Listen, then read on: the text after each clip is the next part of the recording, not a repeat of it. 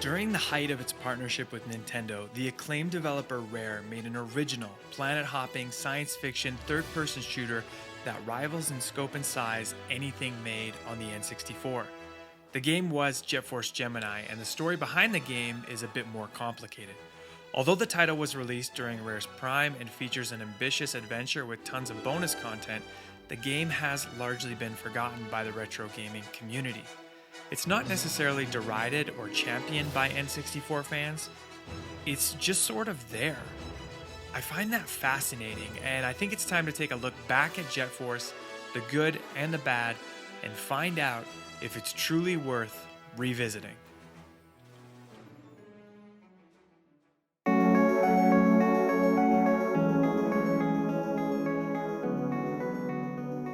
Jet Force Gemini was released on October 11, 1999 in North America.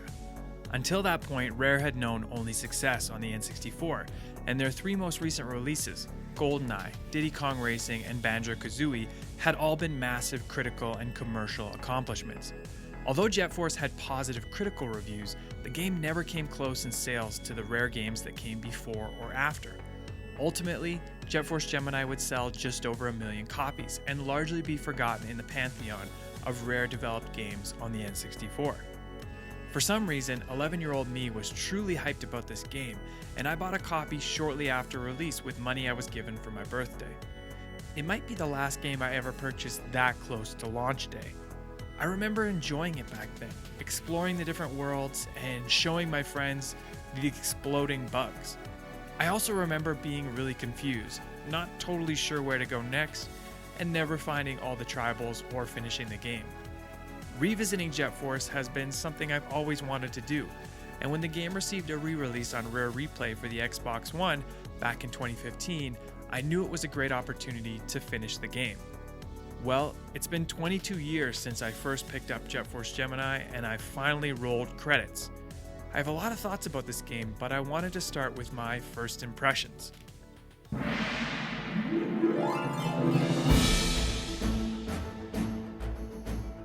When I started up Jet Force again, I couldn't help but think that this is one of the most ambitious games to grace the N64. This game is huge and offers a level of freedom and exploration that most N64 games never come close to.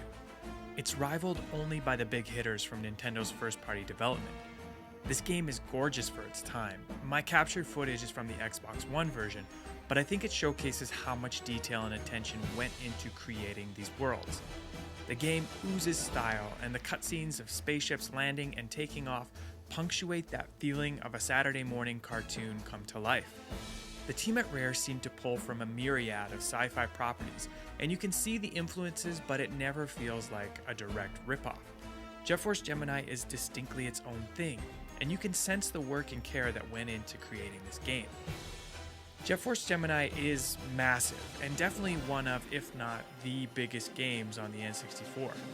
Games like DK64 and Ocarina of Time have bigger single environments, but some of the planets and spaceships in Jet Force Gemini go on and on. Unfortunately, this feature can also become a flaw. Sometimes Jet Force feels too big. Like most platforming Rare games of the time, Jet Force Gemini has way too many things to collect. In some ways, I can see the Super Metroid influence in the levels and game design. Around every corner is a new weapon, an ammo upgrade, or a health increase. These upgrades are fun to collect, and I think they contribute to the exploration and minimal puzzle solving in the game. None of these upgrades are necessary to complete the game, but you'll likely want them to take on some of the tougher bosses.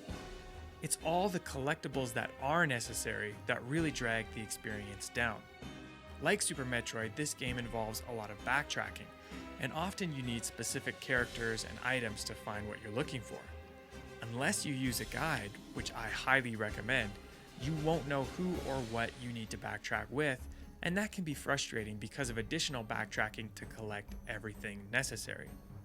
You will need a set of colored keys for each character, ship parts scattered across the levels, random items and pieces to trade, or complete different objectives.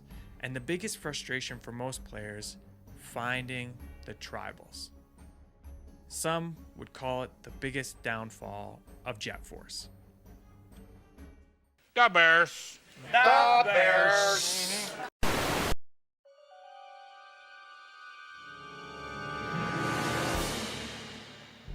Finding every tribal hidden in the game, often requiring specific characters to cross certain obstacles, is a common frustration for Jet Force players.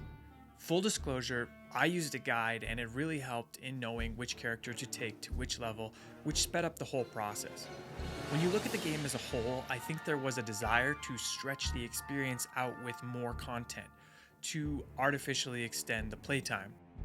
Rare is guilty of this throughout its N64 catalog, but it really stands out here. It's fun to collect all the upgrades as a bonus, but to beat Jet Force Gemini, you must safely secure 282 tribals across 29 levels spanning 14 different planets. If you miss one tribal, or if they die during a firefight, you must restart the level.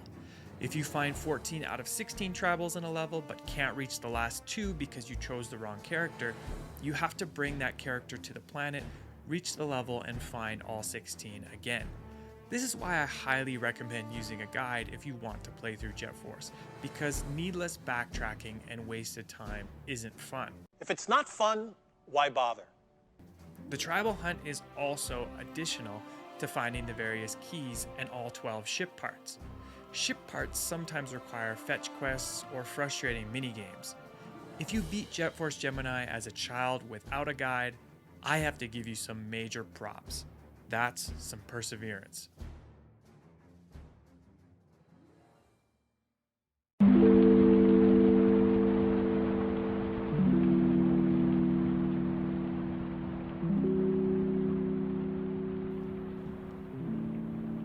More content doesn't always make for a better experience, but I need to reiterate Jet Force has a significant amount of content, especially for an N64 game.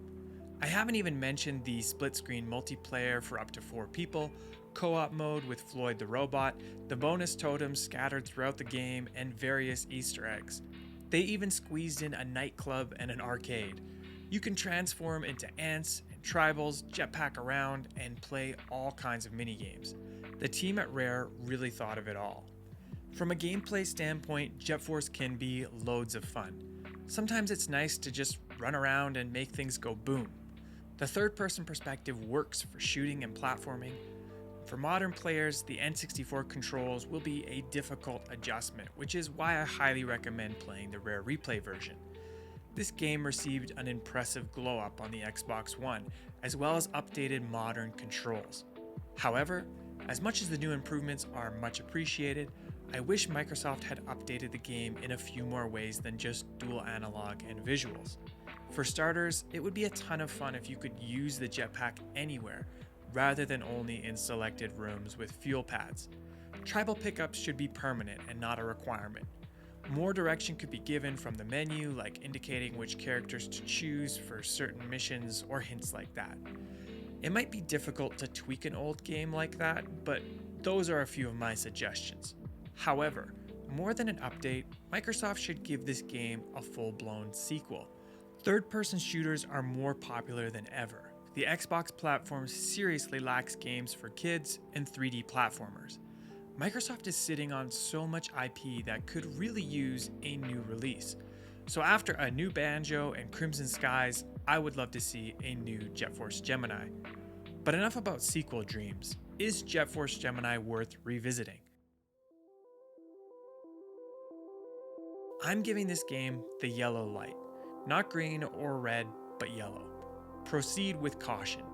If you love the N64 and missed out on this game and you're willing to use a guide or know what you're getting into, I think Jet Force Gemini can be an enjoyable playthrough.